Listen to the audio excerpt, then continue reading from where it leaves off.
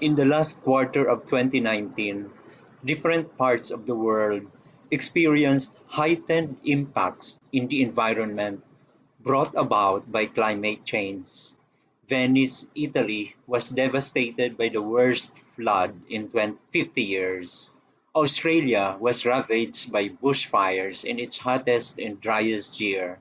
And the Philippines, our country, was stricken by two strong typhoons likened to Super Typhoon Haiyan, to name a few. The geographic location of the Philippines makes it susceptible to severe climate impacts. Located in the typhoon belt, warmer temperatures results to an increase in precipitation and frequency of typhoons.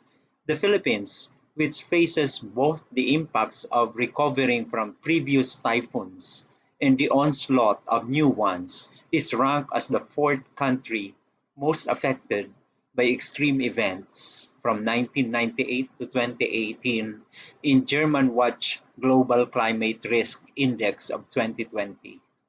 The Intergovernmental Panel on Climate Change (IPCC) reports that there could be an increase in sea level of around 30 to 60 centimeters if global warming is limited to below 2 degrees Celsius. At current projection, there is an expected 60 to 110 centimeter sea level rise due to uncurbed greenhouse gas emissions.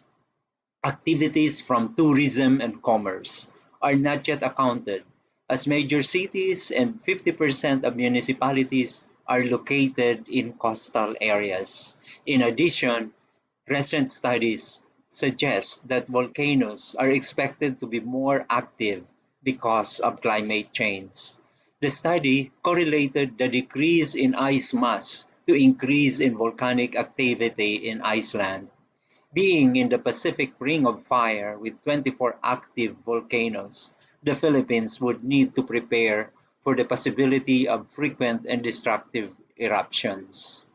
Data from the Department of Education's DepEd Enhanced Basic Education Information System from the school year 2009 to 2010 to school year 2017 to 2018 showed that 43,810 of almost 47,000 public schools in the country experienced natural hazards at least once in 8 years. 39,738 schools have been affected by tropical cyclones. 25,191 have been disturbed by flood.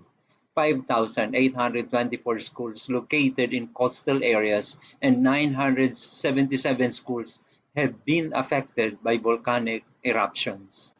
Young people are experiencing the impacts of climate change and remains to be the most vulnerable sector.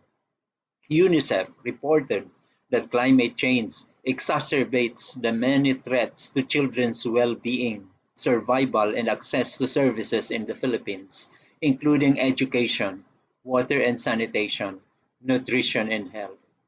The Philippines had long responded to the call for climate change education in pursuant to Republic Act 9729 or the Climate Change Act of 2009, the Enhanced Basic Education Act of 2013, or the K-12 Act, strengthened the curriculum integration of key climate change concepts across grade levels. Disaster risk reduction management and climate change adaptation concepts are integrated from kinder to junior high school subject areas such as health, science, araling panlipunan, social studies, and edukasyon sa pagpapakatao or values education. For senior high school, a special subject in disaster risk reduction and mitigation is offered as part of the general academic strand. In addition, climate change competencies can be found in earth science and earth and life sciences.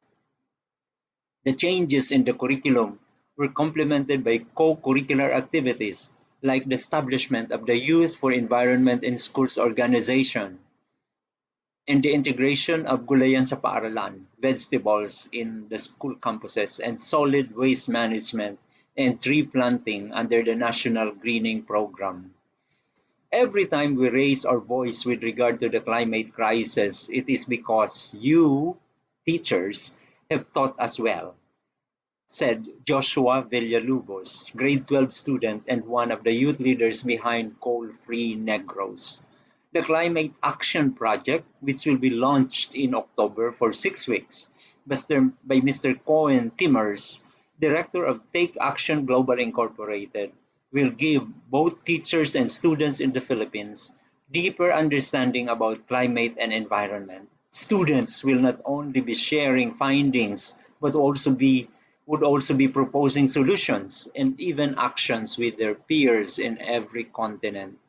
In line with the Sustainable Development Goals of the United Nations, particularly with SDG 4, about ensuring inclusive and equitable quality education and promoting lifelong learning opportunities for all, and SDG 13 on taking urgent action to combat climate change and its impacts.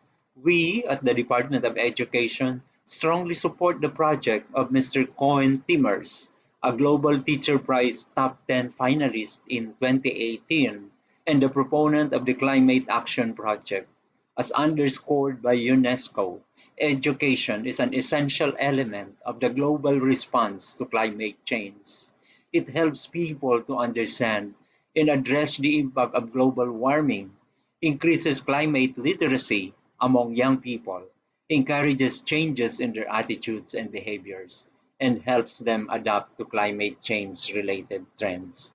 Thank you very much. Mabuhay.